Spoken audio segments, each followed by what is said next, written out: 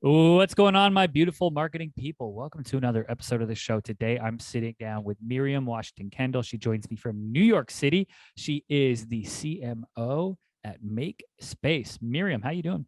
I'm doing great, thanks.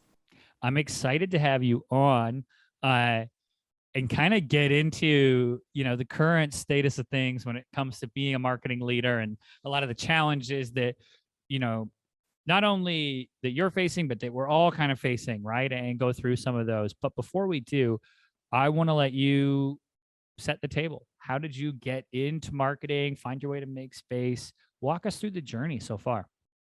Yeah, so I actually started my career in management consulting. Everything was really around customer strategy, customer relationship management. In fact, at the time, I never really thought of myself as a marketer. I thought of myself as a customer strategist because I touched IT and marketing and sales and finance and just, very multidiscipline. But then my first client side job, I went to Under Armour and where I really started to embrace the marketing role. I had two roles at Under Armour. The first was running direct to consumer digital marketing for North America. And then the second role was global CRM, so helping all of the different regions for Under Armour embrace CRM, set up the technology and the strategy and all that fun stuff. And then I got lured away to an Italian shoe company called MYM, which is direct to consumer luxury Italian shoes, which is super fun, not just because of the work, but also I love shoes. And then after that, that led me to MakeSpace, which it's not quite a direct linear progression to valet storage, but now I run everything marketing at MakeSpace, including partnerships, and we have a retail store that I'm running as well. Amazing. So, uh, how is that? I mean, going from Under Armour, you're in a big machine, right? Yep. Um, and then you move on to the Italian shoe maker. Was that a big company? Was it small, Small scrappy? company, yeah, small and Okay. scrappy. And then now moving over to MakeSpace and kind of really that, tech enabled, taking the old classic business and bringing it to 2021 with regards to using technology to facilitate storage.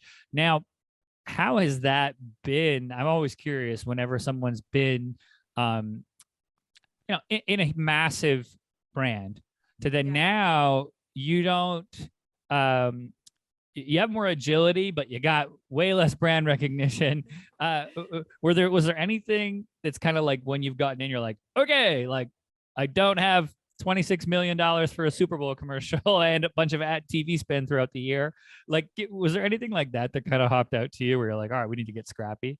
Oh, totally. It's in and you hit the nail right on the head. It's really about the brand awareness piece of it, and we didn't have any athletes. Um, but I will say that Under Armour, even though it was a really large company, it was very scrappy. We acted like a very small company within a big company. There was very much of an innovative mindset, test and learn, make it happen, make things work. So that type of mindset actually translated well to the smaller companies.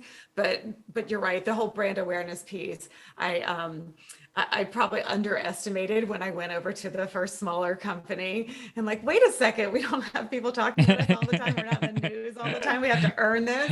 So you'd have to like make up stories that PR would pick up and things like that. But it's funny, even Under Armour was kind of tech enabled because at the time when I joined, they had just acquired three different fitness apps. And so one of the things that was even part of my job was trying to fit that data about all those consumers into how to sell them shirts and shoes. So, and then going over to Jimmy, also very data driven, even though we're selling luxury Italian shoes, but really trying to use that data to do the best kind of marketing that we could. And then going over to MakeSpace, again, tech enabled, data driven, very scrappy. So part of it is just that kind of scrappy entrepreneurial spirit that's kind of been the thread of everything that I do. But you're right. Also, the biggest difference I think is how quickly we move. Like Under Armour, you'd have an idea, and it moved fairly quickly for a very large company. But there's nothing like investors all over your back at like Jimmy or MakeSpace to move really really quickly and make things happen. And right now at MakeSpace, how big is the marketing team? There's about 10 of us now. Okay, so it's getting to that like multiple layers of management and things moving quick, but there's I love that.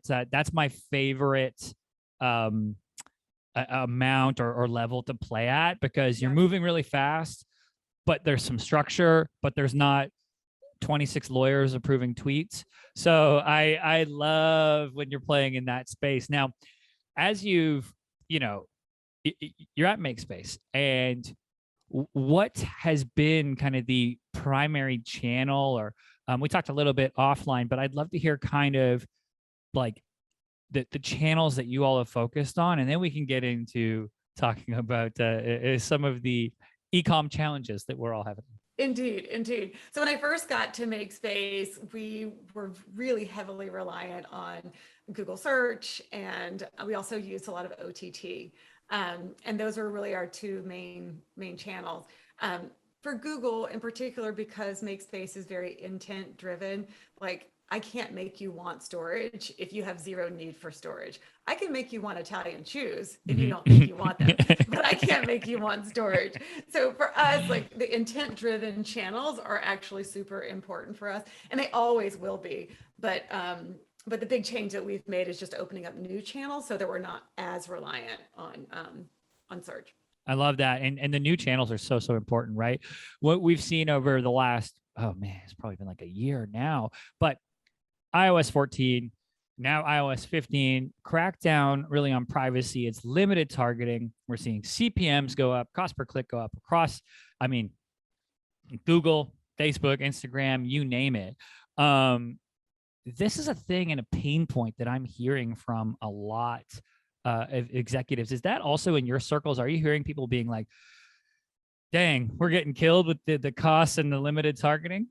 Totally. I've actually been to a couple of CMO roundtables recently, and it was definitely the topic of conversation across the board.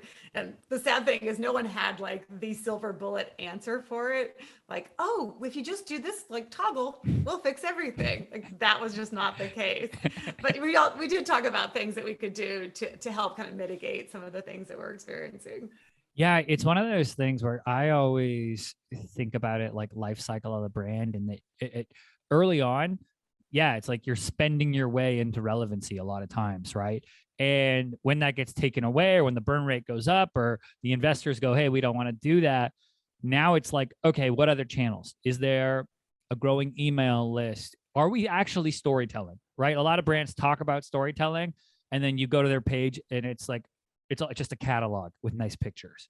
Like, what are we actually doing on these channels? Are we doing on-site activations? Are we doing referral like programs? All of these other channels that I think are should be probably be doing anyways, and not so reliant on Instagram and Facebook. I think that and Google, because the getting's been good on those platforms for about 15 years. So and now we're like, oh dang, okay, I can't target you exactly in your house anymore to get you to buy Italian shoes, or to get in front of someone who needs storage. So are you now looking at unpaid efforts, storytelling? Is it some on-site activations? Like, walk me through some of that stuff that maybe isn't in the whole marketers trying to impress marketer side of things, but more so like, no, the MakeSpace consumer is really responding to A, B, and C. That's what we're going into. What are those kind of A, B, and C? I think that I think you're absolutely right. I think marketing is actually making kind of a full circle, right? So first we got so excited that we were able to do all of this targeting with our technology, and we're like, oh my gosh, we can pinpoint to exact person, and we can every single thing about that person. But now with, privacy issues and things like that, we're kind of backing up the other way and doing more of like the mass marketing and the storytelling. hopefully at a more segmented level, but still going back to like, why should you care about our brand and kind of what's in it for you? Some of the things that we've been doing are things like sponsoring television programs. Like we sponsored a program called Legacy List, which is got the host of Hoarders.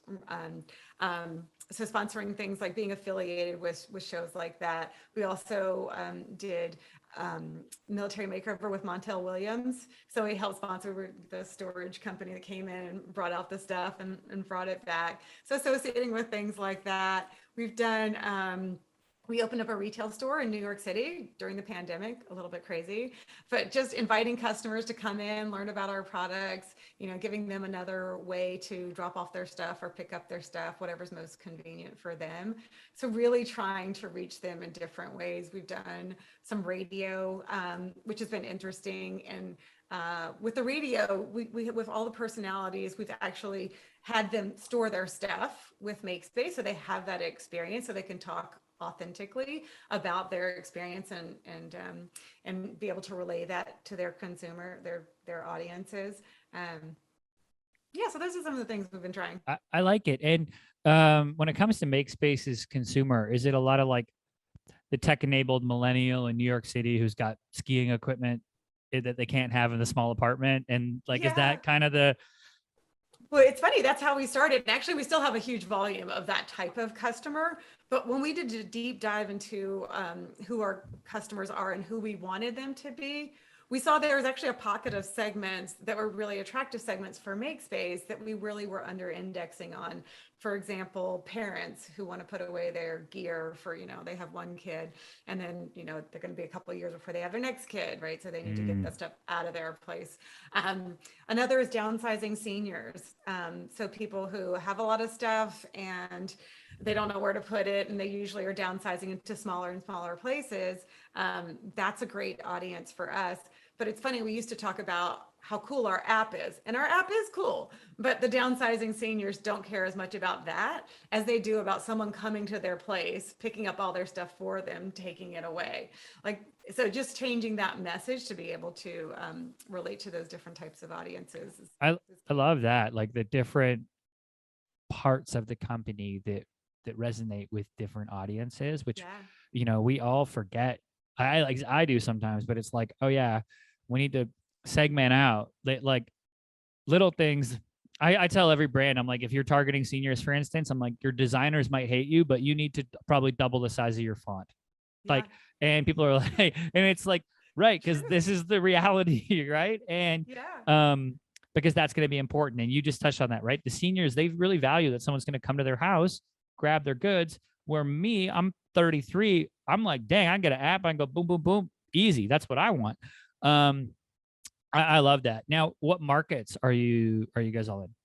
We are in 31 markets. So most of the major cities across the US, and we're also in Toronto in Canada. Oh, there we go. Toronto, where I went to school. So big, everybody knows this show who listens. I get big shout outs to Toronto. So, and we have a pretty decent listenership in Toronto too. So check out MakeSpace. Awesome. This has been awesome, Miriam. Now, for anybody who wants to connect with you online or learn more about MakeSpace, where should they head? So MakeSpace, you can check us out at makespace.com. And for me, find me on LinkedIn. It's probably the best place to find me at Miriam Washington Kendall. Amazing. I will put links to both of those in the show notes so you all can go and connect with Miriam. And hey, if your apartment's getting pretty clunky and you're looking around, go check out makespace.com. They'll be able to help you out. Thanks so much, Miriam. I appreciate you coming on today. Thanks, Jordan. All right, everybody. That's it for this episode. As always, I'm your host, Jordan Shelton, and I will catch you next time.